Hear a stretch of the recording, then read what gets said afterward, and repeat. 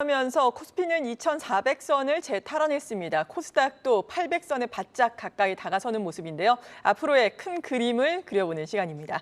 오늘 이 시간 A1 리서치의 조일규 대표와 함께합니다. 어서 오세요. 네, 반갑습니다. 네, 일단 미국 이야기를 해보겠습니다. 실적 시즌이니만큼 실적 발표되는 기업들을 살펴봐야 할 텐데 2분기 실적 시즌 지금 한 10% 정도의 기업들이 미국에서는 실적 발표를 단행을 했고 이 중에 한 70% 가까이 예상치를 웃도는 실적을 발표를 했다라는 부분이 상당히 눈길을 끌고 있습니다. 이에 따라서 또 지수도 좀 움직이고 있는데 이 같은 현상에 대해서 어떻게 평가를 하시는지 반등의 강력한 트리거가 될 수 있을까요?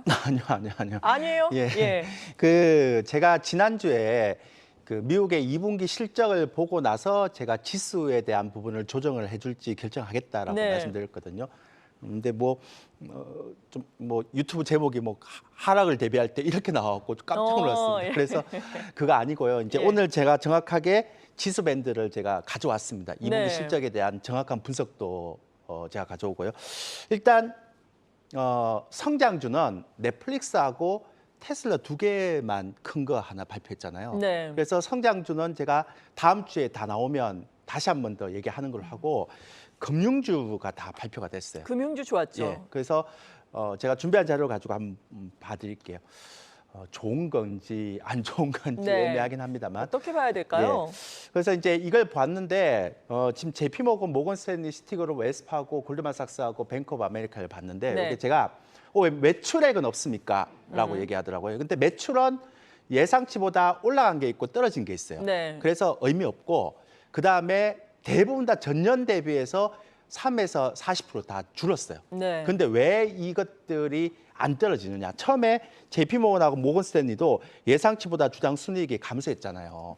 그리고 시티그룹, 웨스파하고 골드만삭스, 뱅커브 근데 여기도 보면 가이던스도 별로 안 좋아요. 충당금 막 쌓고 또 웨스파하고 같은 경우는 이게 소매 은행이기 때문에 모기지 신청이 계속 떨어져요. 그런데도 불구하고 이렇게 잘 견뎠잖아요. 왜 그런가를 제가 곰곰이 생각해 보니까 두 가지를 알 수가 있더라고요. 첫 번째는 뭐냐면 너무 경기 침체에 대한 얘기를 많이 하다 보니까 시장의 컨센을 너무 낮게 잡아버린 거예요. 아, 그렇죠. 실적에 대한 기대가 너무 낮았던 거죠. 그렇죠. 그런데 이제 보통은 컨센을 너무 낮게 잡아도 경기 침체에 대한 부분들이 부각이 안 되면 주가는 그렇게 안 떨어지거든요. 근데 경기 침체까지 그러니까 막 부각을 시켜버리니까 컨센도 엄청 낮게 잡아버리니까 주가도 미리 선반영돼 버린 거죠.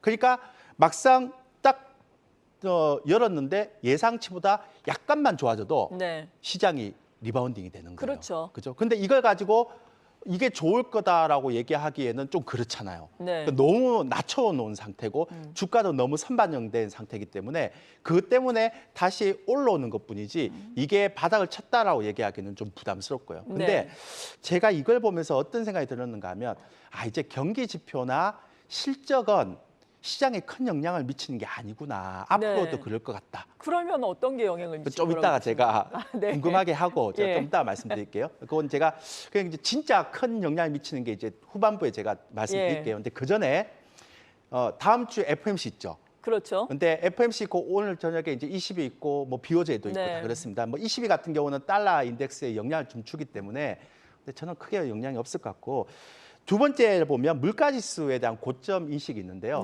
지난번에 소비자 물가지수가 9.1로 최고였죠. 근데 시장이 반응을 안 하잖아요. 제가 물가지수 반응을 안 한다라고 했는데 이번에 발표하고 나서 발표된 게 있어요. 제가 기대 인플레이션 자료 갖고 왔는데 한번 보세요. 미시간대 5년 인플레이션 기대치가 나오거든요. 지난 금요일에 발표가 됐었죠. 제가 목요일 날 출연하고 그 다음에 제가 출연한 다음에 나온 자료를 다 갖고 와서 제가 일주일에 한 번 출연하다 보니까 다 지금 분석을 해주는데요. 3.1인데 2.8달러. 기대 인플레이션이에요, 5년. 그러니까 사람들의 물가 지수도 이제 서서히 꺾일 거라는 생각을 많이 하고 있다는 거죠. 그렇죠. 자, 그러면 이게 뭐가 문제가 되는가? 이게 뭐가 이제 영향을 받는가 하면 FOMC에서 이거 전까지만 하더라도 100bp 얘기하다가 확 죽었잖아요. 이제 75bp. 그러면 이번 FOMC는 볼 게 없죠. 그렇죠. 뭐 예상을 했던 것처럼 나온다면 큰 영향은 없겠죠. 볼 게 없죠. 그러면 여러분들이 봐야 될 거 뭐냐면 애플이라든지 빅테크 실적 나머지 하나 확인하면 돼요. 근데 그거 확인하려고 그러니까 넷플릭스하고 테슬라 아까 제가 요건 제가 나중에 또 얘기를 하겠지만 넷플릭스도요. 지금 예상치가 2.98인데 3.20 나왔고요. 주당 순이익이. 테슬라도 1.81인데 2.27 나왔습니다. 네. 근데 이건 매출은 예상치보다 다 떨어졌지만 순이익이 올라갔다고 안 빠지잖아요. 그러니까 이걸 보면 애플이나 뭐 그동안 구글이나 이런 것들도 생각보다 안 빠질 것 같다. 그러면 결과적으로 우리가 생각해야 되는 건 GDP 정도인데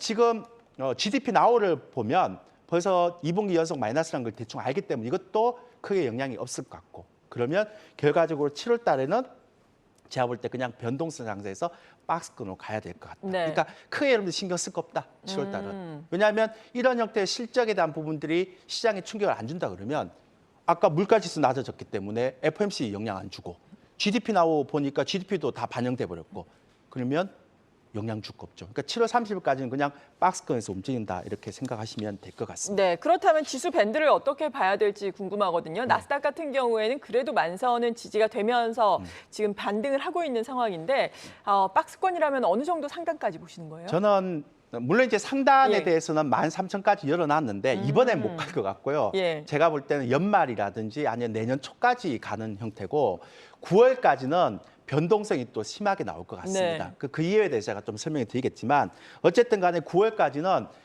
지금 같은 변동성이 왔다 갔다 할 거기 때문에 굉장히 좀 어지러울 것 같고요. 그 대신에 밴드는 짧은 밴드가 나올 것 같은데 제가 요거 하나만 좀 설명드릴게요. 소매 판매가 하나 나왔는데 되게 네. 특이해서 제가 요거 설명드릴게요. 소매 판매 지표가 나왔는데 제가 못 보던 소매 판매 지표가 나왔어요. 그러니까 왜냐하면 어떻게? 예. 단순하게 수치만 보면 전달에 0.3% 마이너스였다가 이번에 1.0으로 올라갔는데요. 네. 항목별로 보니까 되게 재밌는 게 나타났어요. 네. 왜냐하면 여행이나 식료품이나 외식비가 올라가고 백화점이나 의류가 감소했어요. 자, 그러면 무슨 얘기냐? 미국 국민들은 대체적으로 벌면 다 씁니다. 소비에 대한 것들이 굉장히 그렇죠. 공격적이기 예. 때문에. 근데 이번에 지난달에 딱 보면서 느낀 게 뭐냐면 굉장히 필요한 것만 써요. 낭비되는 거 안 써요. 그러니까 미국 국민들에게 나타나는 소비 패턴이 변화가 되는 거죠. 네. 자, 이 얘기는 뭐냐면 경기 침체를 의식하고 소비에 쓰고 있다는 거죠. 물가가 오르니까 아무래도 그렇죠. 예. 그리고 그 경기 침체가 올 거라고 생각하고 소비를 하고 있는 것 같아요. 그러면 소비 때문에 지수가 올라갈 거라는 기대는 어떻게 해야 돼요?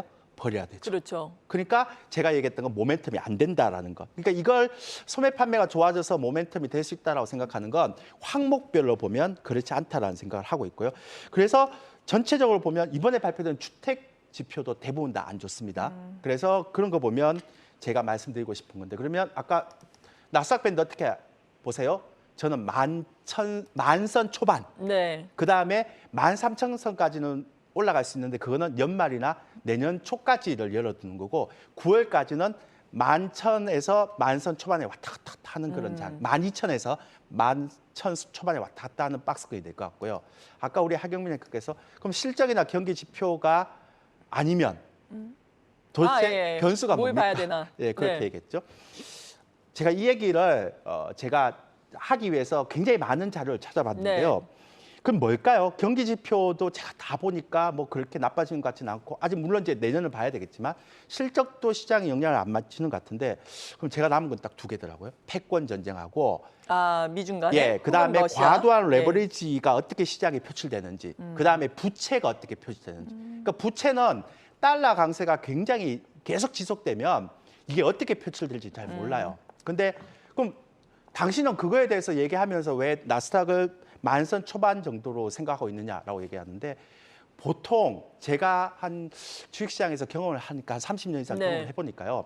항상 시장의 마지막 클라이막스는 블랙스완에서 나왔습니다. 그러니까 즉 뭐냐면 그림자 금융이라고 예. 보통 얘기하는데 예측할 수 없는 형태의 흐름이 나오는 거죠. 그래서 저는 이게 만약에 나오면 만선이 살짝 무너질 수도 있는데 안 나오면 만선 초반을 지킬 수 있다. 그렇게 얘기하는 게 맞는 것 같습니다. 네. 이어서 국내 증시에 대해서 알아보겠습니다. 오늘 같은 날은 또 삼성전자, SK 하이닉스 선전하면서 대형주를 중심으로 가고 있는데 사실 뭐 어제 그제 같은 경우에는 삼성전자가 좀 쉬어가면서 중소형주에도 훈풍이 불었었잖아요. 시장을 어떤 뭐 종목을 중심으로 봐야 할지 혹은 뭐 모두가 오를 수 있는 장이 될지 어떻게 보시나요? 안 됩니다. 제가 2주 전에 나와서 그런 얘기 했잖아요. 역실적 장세가 네. 되면 시장 지배력이 강한 종목들 특히 대형주 위주로 올라갈 거라고 얘기를 했죠. 삼성전자 실적 발표 안 좋게 나올 네. 때. 근데 재밌는 게요. 이번에 성일 하이텍이라는 종목이 있는데 폐 건전지 재활용 업체잖아요. 이거 LG 그러니까 역대 최고치 IP 기록했던 걸 돌파했습니다. 그러면 제가 이걸 보면서 어떤 생각을 하는가 하면 아직 상장은 안 된 거죠? 예, 이제 상장이 될 건데 예. 공모 IPO를 했는데 이 얘기는 시장 지배력이 굉장히 강한 종목들로 자금이 몰렸다. IPO 안 된다 그랬는데 역사를 썼단 말이에요. 증거금이 20%가 예. 몰렸다고요? 그러니까 제가 지금 뭔 얘기인가 하면 이제 역실적 장세가 들어오면 네. 시장 지배력이 1위인 종목들이나 강력하지 않는 종목들은 돈이 안 들어옵니다. 그 제가 왜 자꾸 이 얘기를 드리는가 하면 최근에 삼성전자 올라오죠, 하이닉스 올라오죠, LG화학 올라오죠, 그 네이버 올라오죠, 카카오 올라오죠. 제가 2주 전에 그랬잖아요. 시장 지배력이 강한 대형주 중에서 싼 종목들만 들어올 거다. 네. 왜냐하면 그 이외에는 돈질을 못하죠. 왜냐하면 회사차가 계속 올라가면 반응이 안 되잖아 이게. 그래서 앞으로는 이런 금리가 올라가는 데서 회사채 시장이 변화가 되면 시장 지배력 강한 종목만 올라오고, 그리고 최근에 지난주 금요일부터 해서 이번 주까지 지수 막 올라오는데 개별주 안 올라오죠. 네. 그러니까 체감 지수가 굉장히 안 좋잖아요. 그러니까 이건 앞으로 계속 이런 형태가 나타날 것 같아요. 그럼 제가 몇 번 얘기했죠. 이번 상승을 제발 기회로 해서 시장 지배력이 안 되는 종목들, 좀 마켓쉐어가 2위, 3위로 떨어진 종목들, 그다음에 재무가 안 되는 종목들 빨리 바꿔야 됩니다. 아니면 정말 큰일 납니다. 그런 얘기를 좀 드리고요. 그다음에 국내 수급을 좀 볼게요. 신용잔고에 대한 부분을 보는데 신용잔고 추이를 제가 연도별로 쭉 제가 가져왔는데 요거 보니까요. 5조, 6조에서 7조, 8조 2015년도에, 그리고 12조, 13조 갔다가 코로나 때 6조 갔다가 지금 24조, 25조 올라왔잖아요. 4배 올라갔어요. 근데 네. 이제 18조 됐어요. 제가 볼 때는 저거 한 14조에서 15조까지 떨어지기 전까지는 계속 변동성 장세 나올 것 같습니다. 요걸 잘 기억해 주십시오. 그러니까 아직도 많이 남아 있어요. 네. 그렇게 하고 고객에 닦으면 안 들어옵니다. 근데 요거 제가 중요한 거라서 하나 제가 말씀드리려고 예. 하는데요. 최근에 지수 올라갈 때 수급에 굉장히 중요한 변화가 나 있었습니다. 어떤 변화가 있었나요? 준비한 자료 보시면 네. 제가 이거 보면서 정말 외국인들이 잘하는구나라는 생각을 했는데요. 7월 14일 날부터 20일 날까지 코스피 지수가 한 60포인트 올라왔어요. 네. 오늘까지 하면 70포인트 올라왔잖아요. 현물이요 1조 정도 넘게 샀죠. 많이 샀죠. 삼성전자, SK 하이닉스 많이 네, 샀더라고요. 근데 선물 보세요. 선물은 또 차익 실현을 했네요. 다 팔아버렸잖아요. 예. 원래 지수가 많이 올라가려면 선물을 매수를 해놓고 현물로 사서 선물도 계속 수익이 나야 되는데 현물로 매수하면서 지수를 땡겨놓고 선물을 다 이익시해버려요. 네. 되게 특이한 케이스죠. 오늘은 또 선물 쪽에 순매수가 유입되고 많이 있는데 안 사요. 예. 그러니까 지금 판 거 한번 보세요. 지금 4일 동안 거의 한 14,000개가 팔아버렸잖아요. 그러면 여러분들 이렇게 질문할 거예요. 앞으로 계속 갈 것 같으면 왜 굳이 외국인들이 선물을 이익시할까? 네. 계속 놔두면 계속 수익이 나오는데 9월 만기까지. 그러니까 그 얘기는 뭐냐면 철저하게 외국인들이 박스권에 대한 포지션 플레이를 하고 있다는 네. 거예요. 이런 거 보면. 그래서 여러분들이 이것만 봐도 시장이 당분간은 박스권에 갇힐 가능성이 크다라고 생각하시면 되고요.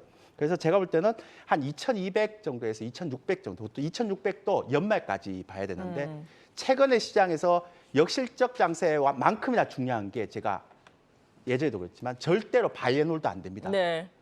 내가 만약 20% 먹었잖아요. 다시 쭉 떨어집니다. 그러니까 짧게 지고 빨리빨리 수익을 내고 나와야지 계속 가면 올라갔던 거 다 그냥 한 며칠 만에 다 토해낼 수 있는 네, 거거든요. 맞아요. 그러니까 주식은 바이앤홀드가 안 되고 순환매 장세로 갈 수 있으니까 가능한 한 이번 기회에 그냥 묻고 따지고 하지 마시고 시장 지배력이 강한 종목들로 빨리 교체하시고, 그런 종목들을 한 15에서 20% 정도 올라가면 빨리빨리 차익 실현하고 순환매로 가는 게 언제까지? 9월까지. 네. 그게 맞다라고 생각합니다. 네. 박스권 변동성 장세에서 단기적으로 대응을 하자라고 말씀해 주셨습니다. A1 리서치의 조일결 대표였습니다. 고맙습니다.